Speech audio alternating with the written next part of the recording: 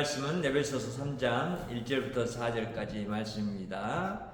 교독합니다. 이러므로 그리스도 예수의 일로 너희 이방인을 위하여 갇힌 자 된 나 바울이 말하거니와 너희를 위하여 내게 주신 하나님의 그 은혜의 경륜을 너희가 들었을 터이라. 곧 계시로 내게 비밀을 알게 하신 것은 내가 먼저 간단히 기록함과 같으니 그것을 읽으면 내가 그리스도의 비밀을 깨달은 것을 너희가 알 수 있으리라. 아멘. 사랑하는 기쁨께 성도 여러분, 오늘도 더운 가운데 여러모로 건강도 여의치 않고 또 그렇게 힘든 시간들을 보내고 있는 성도들이 많이 있는 것을 압니다. 근데 우리가 세상 속에 살아가면서 그런 여러 가지 오는 고통과 염려들을 가지고 있고 그 속에서 빠져서만 있다면 하나님이 우리를 사랑하시고 하나님의 길로 인도하시는 그 길에 온전하게 하나님과 합력하여서 선을 이룰 수 없다는 것이 우리가 알 수 있는 대목입니다. 그래서 오늘도 바울이 자신이 예수 그리스도를 증거하는 증인으로 부르심을 받았고 그런 증인으로 부름받음에 대해서 자신의 전생애를 바쳐서 이제 예수 그리스도를 증거하는 삶 가운데 있게 됩니다. 그런데 오늘 교회인 우리도 마찬가지로 사실 하나님이 증인으로 부르셨습니다. 그래서 우리는 늘 이 증인된 삶을 살아야 되는데 증인들에게 다가오는 그런 일들이 뭐냐면 첫 번째 고난이 따릅니다. 1절 말씀이 그것을 우리에게 시사해 주지요.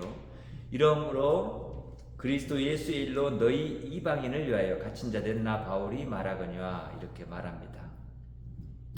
바울은 종종 우리가 보게 될 때 말씀을 통해서 말하고 있는 부분이 바로 자기는 이방인을 위해서 사도의 직분을 감당한다라는 그런 이야기들을 합니다.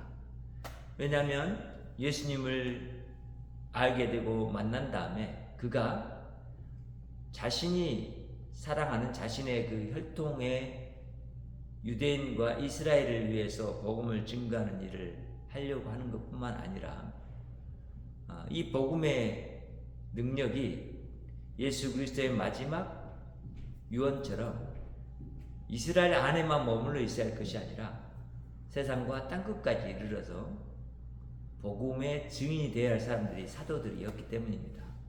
그래서 사도들은 그렇게 복음을 들고 이곳저곳에 복음을 증거하기 시작하죠.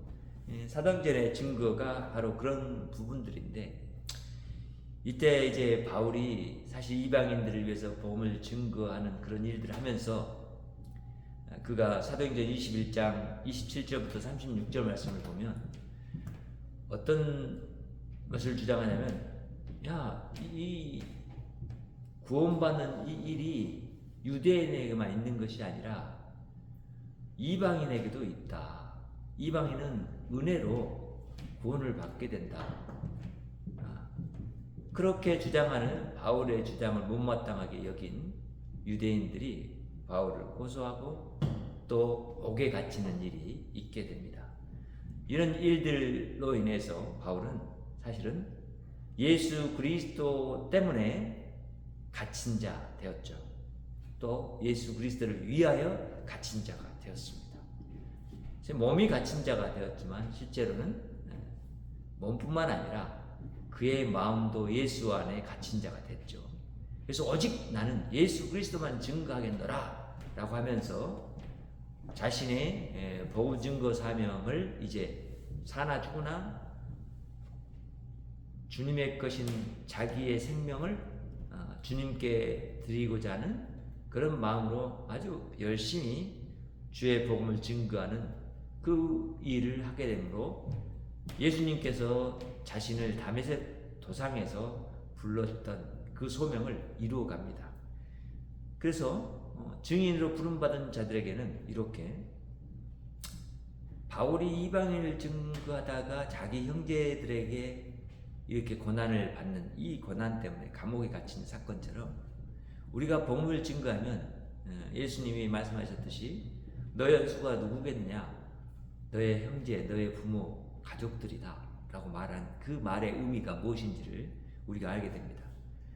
우리에게 가장 가까운 사람들이 우리가 복음을 증거하는 데 있어서 그 복음을 증거하는 일에 방해꾼이 되거나 그것을 온전히 증거하지 못하도록 막는 그런 모습을 갖게 되는 것도 우리는 종종 듣게 되고 보게 됩니다.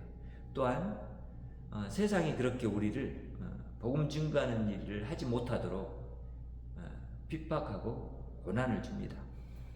그래서 여러모로 일이 쌓이고 절이 쌓이는 우리의 모습이 있지만 사방을 에워싸는 삶이 그리스도인들에게 있지만 그럼에도 불구하고 우리에게 그런 길들을 벗어나서 영광의 하나님의 나라를 바라보면서 소망 가운데 나갈수록 이끄신 분이 우리 안에 계시니 그분이 바로 성령 하나님이십니다.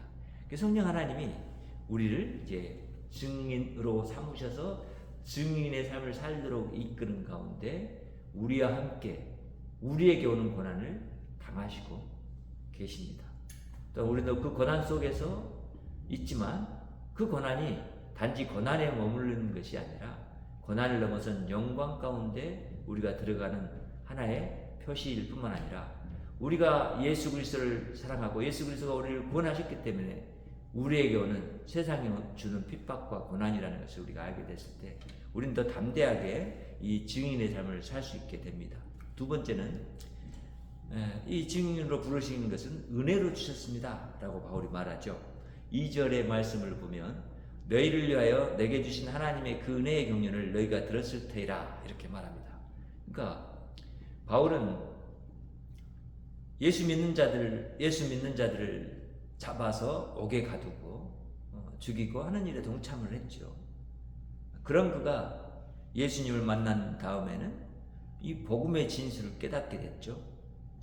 그래서 정말 하나님을 사랑한다고 해서 행했던 자기의 삶의 모든 전반적인 것이 하나님을 대항했고 하나님의 나라를 세우기는커녕 하나님을 알지 못해서 하나님을 떠나서 한 삶이었다라는 것을 그가 알게 되었고 이제 예수 그리스도 안에서 성령의 은혜 가운데 깨닫게 된 것은 이런 나를 부르셔서 당신의 사도로 세우시고 그리고 복음을 증거하는 일에 앞장서도록 이끄시는 이것이 그에게 너무나 큰 은혜였다라는 것이고 이런 은혜의 경륜을 너희가 들었을 테이다라고 바울은 지금 에베소서뿐만 아니라 다른 성경에서도 자신의 복음 증거 사역을 말하고 있고 그런 것들을 얘기하고 있지만 지금 여기에서 부분에서는 이미 1장과 2장에서 말한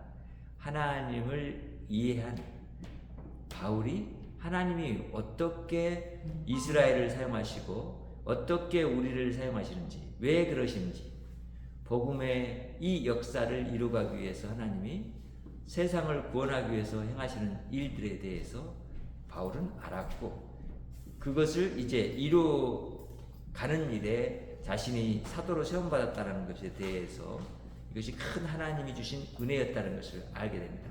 근데 이 은혜가 단지 바울에게 머무는 것이 아니라 누구를 위하여? 이방인인 너희를 위해서입니다. 교회를 위해서. 그래서 하나님의 은혜가 자기에게 왔고 또 자기는 그 하나님 주신 은혜를 이방인 교회를 세우고 그들과 함께 나누는데 사용되어지고 있고 그것을 증거하고 있다라고 하는 것을 말하고 있습니다. 근데 이것이 다 하나님이 은혜로 그렇게 하셨다는 거예요. 그러니까 여러분과 저도 마찬가지잖아요. 하나님 안에서 증인으로 부름받았다는 것이 이게 하나님의 은혜로 우리를 부르셔서 은혜 가운데 또한 이끄시고 그 은혜에 걸맞는 삶 속에서 예수 그리스도와 복음을 증거하게 하고 그것을 또한 우리가 듣고 또 알아가면서 믿고 그래서 그 혜택을 마음속에서 누려가면서 살 수 있도록 이끄신다는 것입니다. 이 모든 전반적인 것이 가만히 생각해 볼 때 우리도 하나님을 알지 몰랐을 때, 그랬을 때 우리의 모습을 보면 우리가 정말로 이 하나님의 은혜가 아니면 도저히 구원받을 수 없다라는 것을 알게 됐습니다. 그리고 하나님이 주신 은혜가 얼마나 큰가 하는 것도 예수 그리스도가 오셔서 우리에게 행하신 일들을 들으면서 우리는 알게 되었고, 그것이 너무나 감사하고 또한 그것이 우리에게 가장 큰 힘과 능력이 된다는 것도 알게 됐습니다.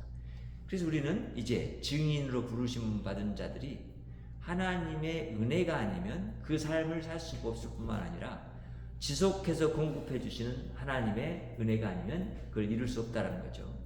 성령이 우리 안에서 그 은혜를 주십니다. 그 은사를 주셔서 그 일들을 행하도록 하십니다. 그래서 우리는 증인으로 부름받았다는 것이 셋째로 그리스도의 예수의 일을 하기 위해서 증인으로 불렀다라는 것을 알게 됩니다. 3절과 4절의 말씀을 보면 곧 계시로 내게 비밀을 알게 하신 것은 내가 먼저 간단히 기록한 것 같으니 그것을 읽으면 내가 그리스도의 비밀을 깨달은 것을 너희가 알 수 있으리라. 아멘. 바울이 에베소서 성경을 통해서도 말하고 있죠. 그리스도를 증거하고 있어요. 늘 바울은 그리스도를 증거하는 삶을 살아요.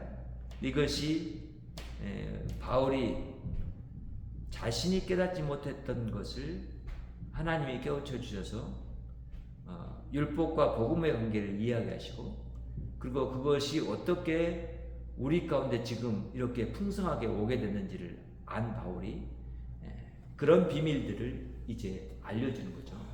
예수 그리스도를 하나님이 보내시기 위해서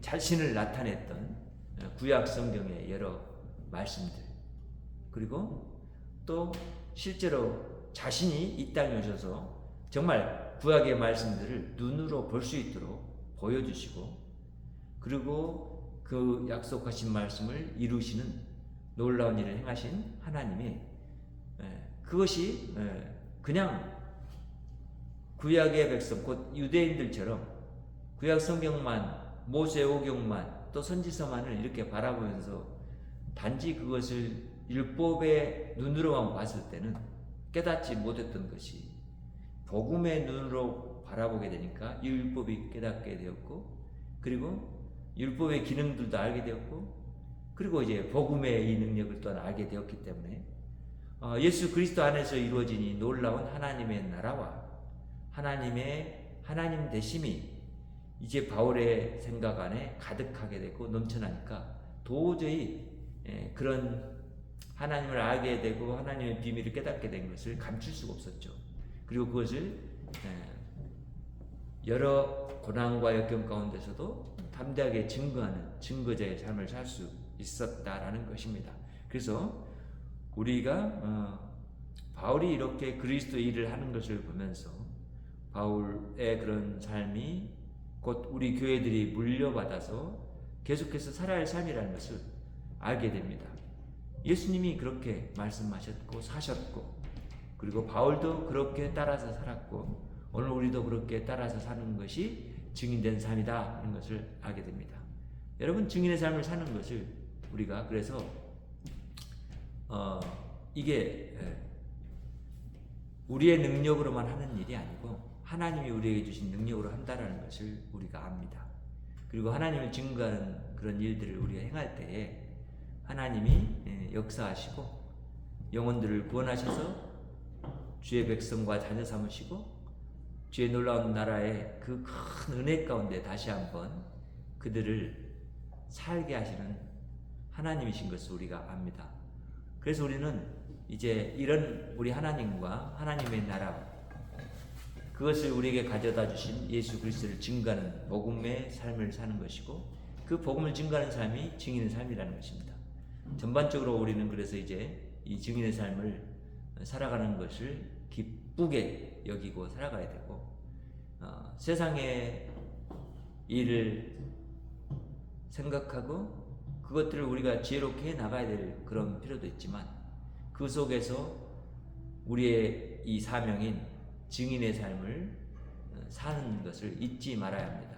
그리고 그것을 행하면서 살 때 하나님이 함께 하시니 여러분과 저 안에서 나타날 것이고 그리고 하나님이 그런 우리를 통해서 영광 받으실 것입니다. 우리 기쁨 교회를 통해서 찬양 받으실 것입니다.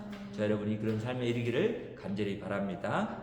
하나님 감사합니다. 오늘 또 우리가 증인으로 부르셔서 우리를 사용하시는 하나님을 찬양하며 하나님의 그 부르심에 합당한 삶을 살기를 원하는 그런 마음을 갖게 하셔서 감사합니다. 여전히 하나님, 우리가 하나님을 다 알지 못하고 하나님의 그런 뜻들을 이해하지 못할지라도 하나님, 우리가 어린아이처럼 순종하며 나아가는 우리의 삶이 되도록 역사해 주시옵소서. 우리가 부족하오니 주님 성령으로 충만케 하시고 성령의 능력 가운데 하나님이 주신 은사를 나타낼 수 있도록 도와주시고 하나님, 그것들로 많은 열매 맺어서 증인의 합당한 삶으로 주께 영광 돌리게 하여 주시옵시고 우리 하나님의 이름을 높이게 하여 주시옵소서. 예수님의 이름으로 기도합니다. 아멘. 하늘에 계신 우리 아버지여, 이름이 거룩히 여김을 받으시오며 나라의 임하옵시며 뜻이 하늘에서 이룬 것 같이 땅에서도 이루어지이다. 오늘날 우리에게 일용할 양식을 주옵시고 우리가 우리에게 죄 지은 자를 사하여 준 것 같이 우리의 죄를 사하여 주옵시고 우리를 시험에 들게 하지 마옵시고 다만 악에서 구하옵소서. 나라와 권세와 영광이 아버지께 영원히 있사옵나이다. 아멘. 하나님께 영광을 올립니다. 우리에게는 평화가 있기를 원합니다. 여러분을 가정과 이웃의 증인으로 파송합니다.